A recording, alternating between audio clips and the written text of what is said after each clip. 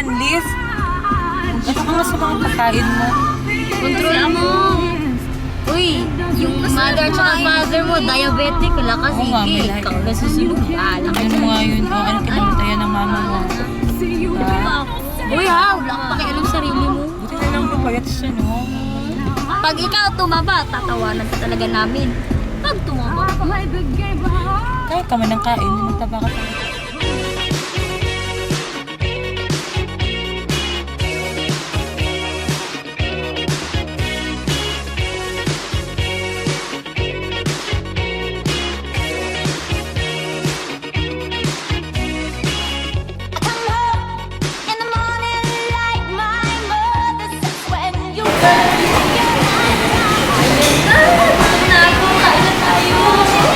grabe ka.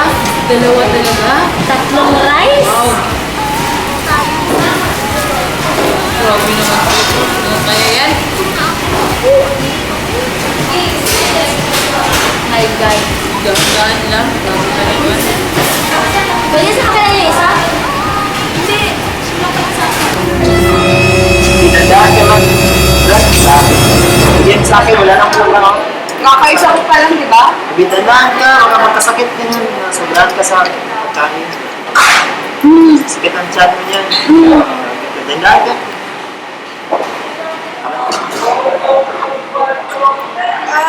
Iba na ako eh. Manalalo ka, Brad. Ang isang mananatan na. Kainin na.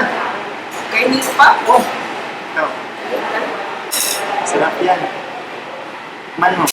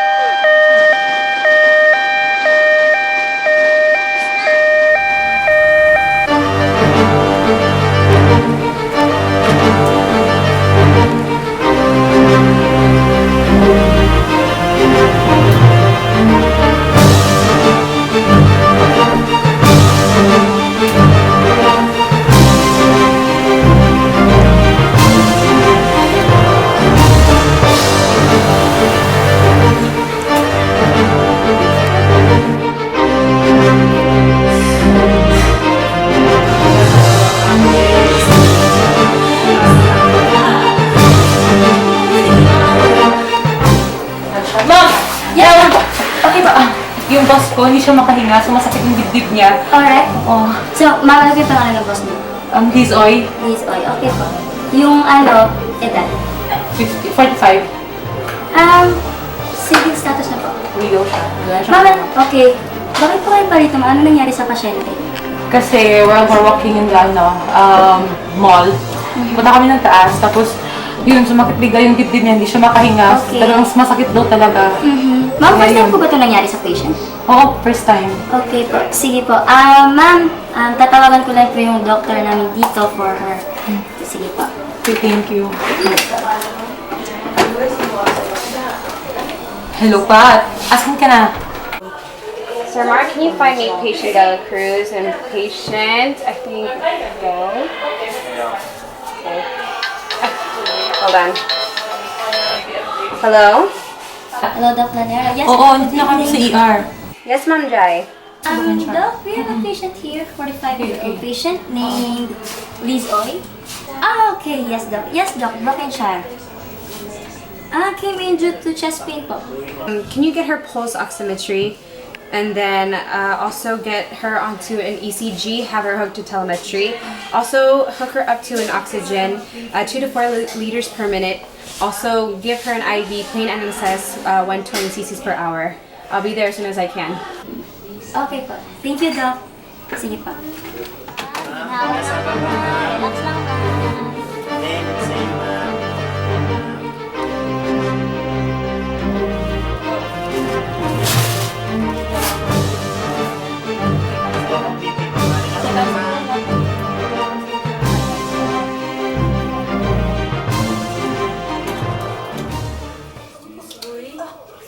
Paugitin lang ha.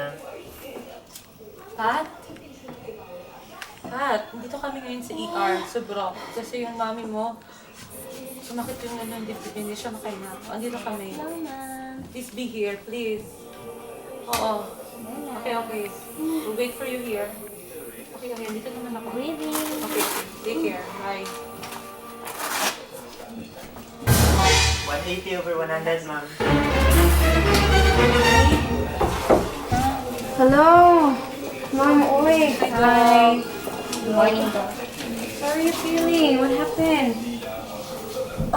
It's really painful, my chest.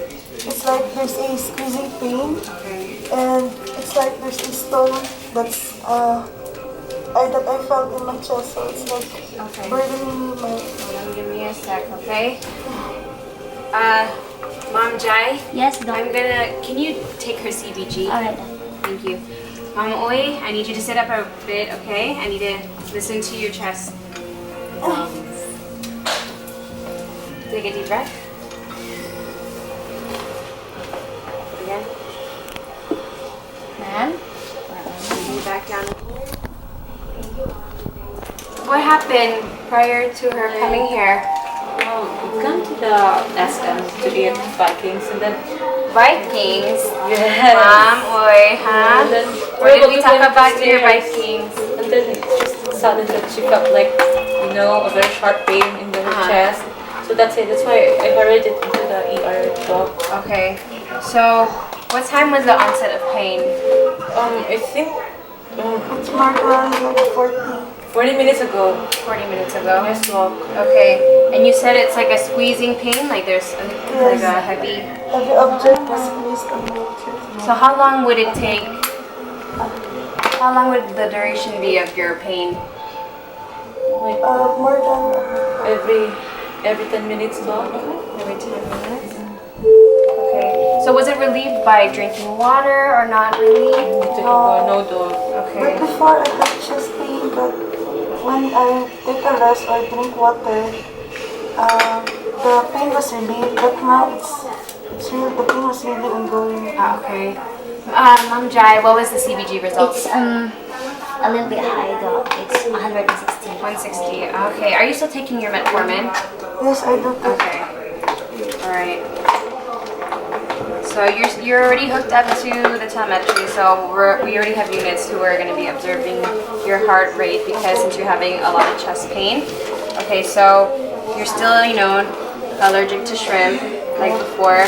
Have you started smoking since the last time I saw you, or have you started drinking the last time? No. Okay. All right. So I'm going to order some labs for you to take, such as your fast blood sugar, your troponin, your creatinine, to check on your kidneys and LDL test. So we're just gonna get some blood work from you, and then I'll come back and talk to you about your results. Okay? So just hang on tight and feel a little better. Let the nurses know if you need anything. Okay? And I'll be back. Okay? All right. Bye.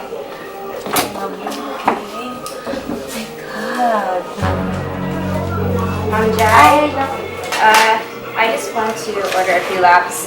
The fast blood sugar, troponin, creatinine, LDL, and hemoglobin A1C for Mom Oy. Yes. Ms. Oy. And also, she's already on metformin 500 mg. So can you also put her on Liposar 50 milligrams? Yes, Okay. So.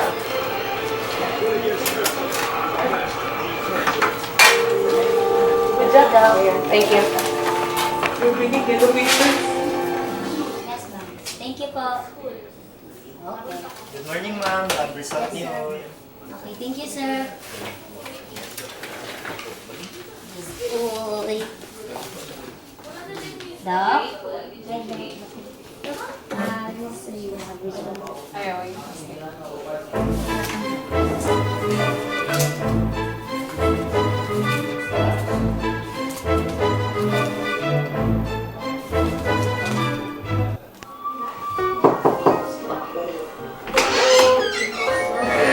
Morning, ma'am. Ma'am, oh. Hi, good morning, Ma'am Uy. How are you today? Hi. Are you feeling heavy? Having any chest pains lately? Okay, that's good. That's good. So you've been taking your medication. Okay, so I got your evaluations back for your lab results. So it said that you had a myocardial injury. Okay, it's like you had a myocardial ischemia. It's like a lack of oxygen to your heart. So you really need to relax and you need to really, rest a lot. So the medication that I'm going to be giving to you is still metformin 500 mg. That is, what you've been taking is to meditate is to regulate your diabetes, and also Liposar, kidney, it's an angiotensin receptor blocker. So those are the medications that you just need to take. Your fast blood sugar is really high, but that's attributed to you being diabetic.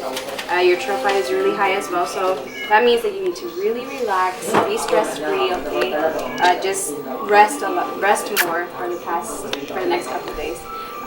Actually, Mom Jai, what was her O2 and BP earlier? O2 set, Doc, is 99% and the BP is 130 over 90.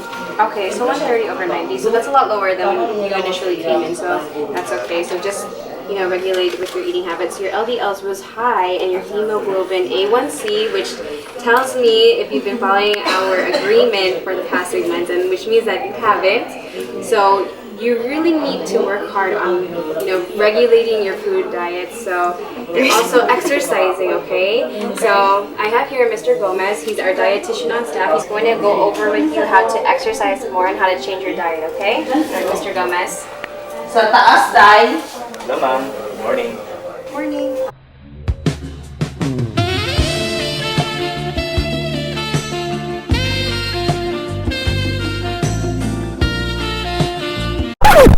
Ma'am, ako si Mr. Gomez.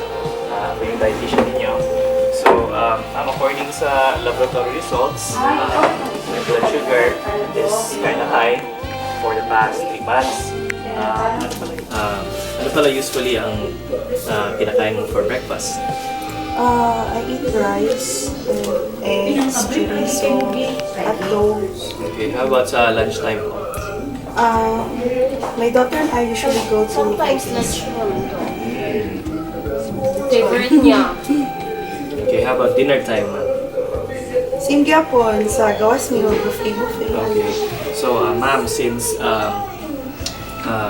you're diabetic, so you need to control your diet.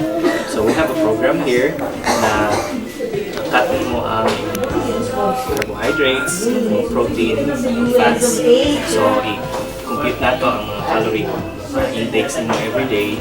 So we have this diet program that you have to stick with it in order for you to have a effective management for your diabetes. Okay, ma'am? So, since na-din sa hospital, since you're still in the hospital, nadaanan mo ang mga pagkaon na according sa imuhang reset na mo para sa imuhang, okay? Okay, sige ma'am. See you again. Must change your, eating diet, ha? Dahil mo kayo matulog, madam.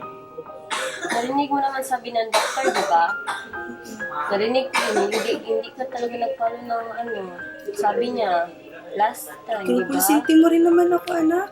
Pupunta tayo sa Vikings. Pero akala ko Mag-lunch tayo. kasi, ano to kasi, nag-ano ka din, nag-minimize ka din ng mga pagkain mo. Pero sa case mo ngayon, tignan mo, diba? Na-hospital ka na naman ulit.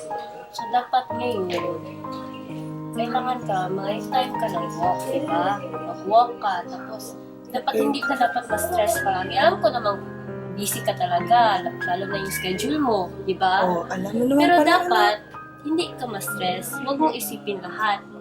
Sa bahay ka, dapat may time kang mag-isip ng para sa sarili mo, para sa atin, diba? Alam mo naman, ma, tayo na lang ba yung dalawa, ma? Pasensya na. Wala nang mama Pasensya ko na. eh. Alam mo naman, si Papa, ikaw na lang. Huwag ka na umiyak. Pasensya na.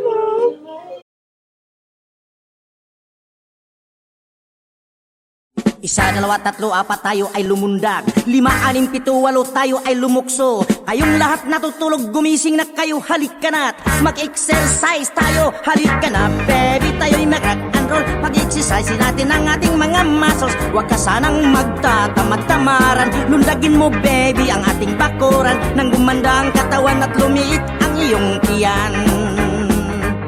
Gumising ka baby ng maaga.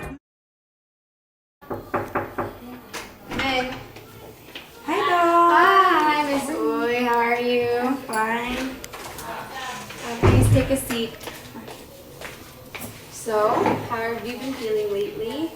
I'm okay. I'm not having chest pains anymore. Oh, okay, that's very good. So, have you been following the plan of Mr. Gomez? I'm still having the book that he gave me. Okay. So I still follow the instructions of what to have on your plate, the first day, the second day, the third day. Okay, so you've been taking your medications regularly too. Okay, so you're still on the metformin that I gave you? Yes. Okay. So have you been exercising lately? Yes, I do exercise thrice a week. Okay, so what kind of exercises have you been doing? I've been walking. Okay, walking. Just walking? Yes, just walking. Okay, that's good. You don't want to overcompensate for your heart. So, tell me, how often have you been going to Vikings? Well, I go to Vikings where there's an event, but it's only once a month. Okay, that's better than your every day or every other day. So, I just want to go over with you your last admission in the hospital. I know you've been already briefed about your diabetes, but I still want to go over with you just a reminder, just another clarification, and then as well as about the pathophysiology of a myocardial infarction as well, since that's what you experienced. So, diabetes mellitus 2, which is what you have, is a chronic disease and endocrinometabolic disorder. It's also a degenerative disorder of your islets of Langerhans and your pancreas. So it's believed to be genetic, and it's also called non-insulin dependent or adult onset diabetes. So the basic pathophysiology of DM2 is an insufficient amount of insulin secretion of beta cells of islets of Langerhans and tissue resistance to insulin. So most patients who have DM2 have a glucose level of 125 milligrams per deciliter. So usually that patient becomes obese, so they'll start to have hyperinsulinism that produces excessive amount of insulin to overcome the tissue resistance of insulin. So later on, the beta cells become exhausted, develop insufficiency of insulin. So the patient will lose weight initially. The symptoms of polyphagia, polydipsia, and polyuria. Tissues are hungry for glucose because they can't utilize the glucose for ATP production.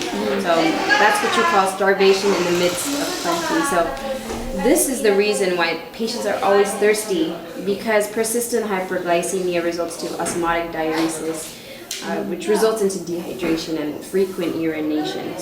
But there are 5 strategies.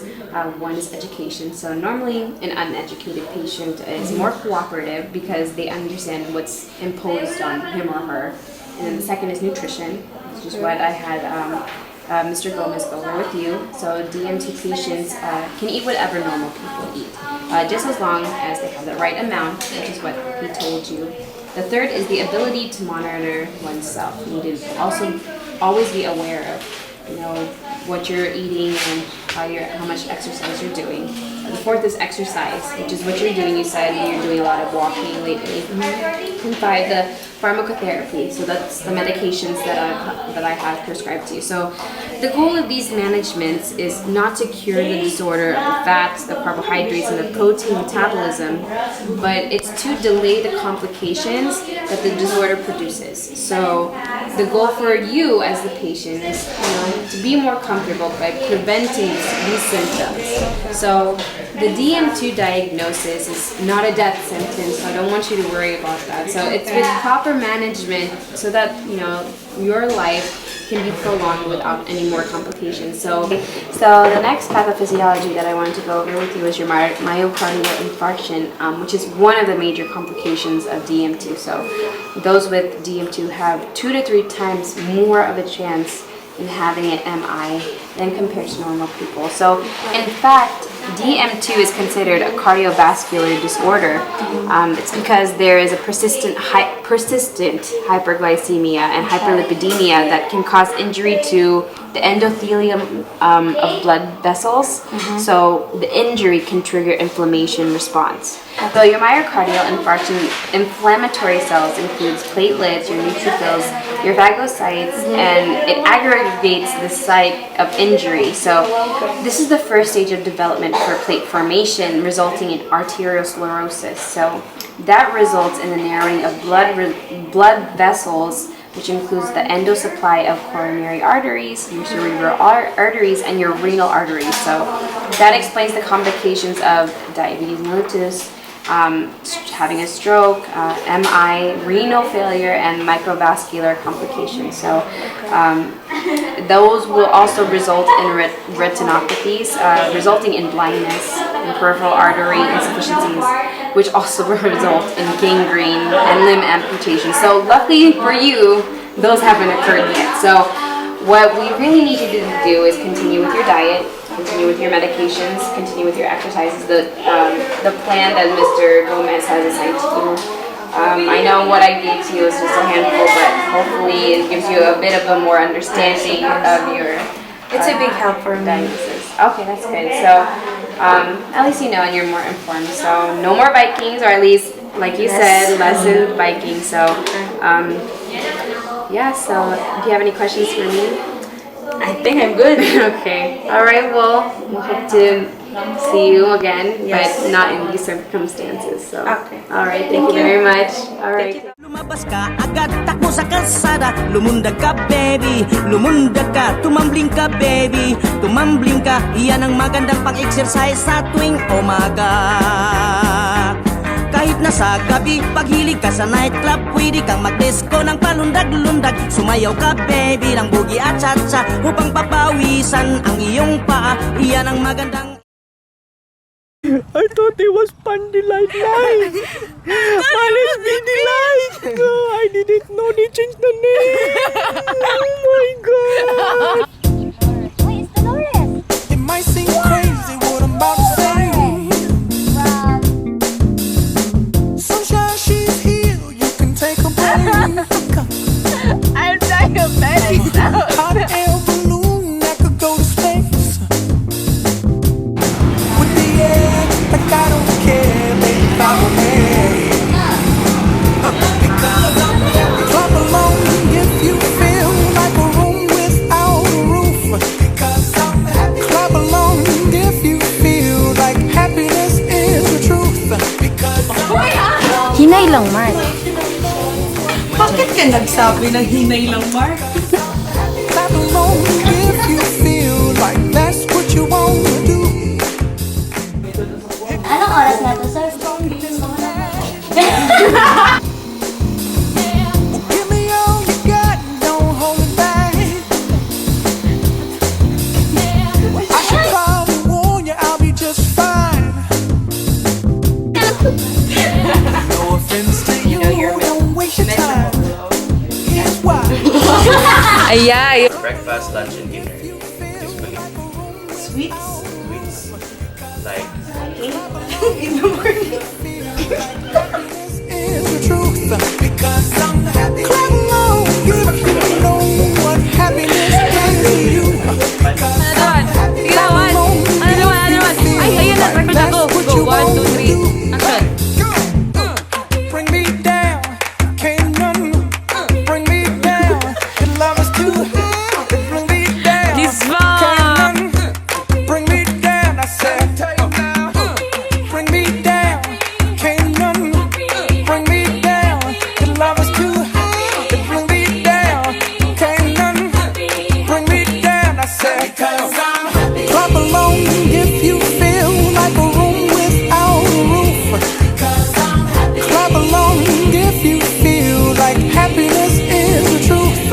'Cause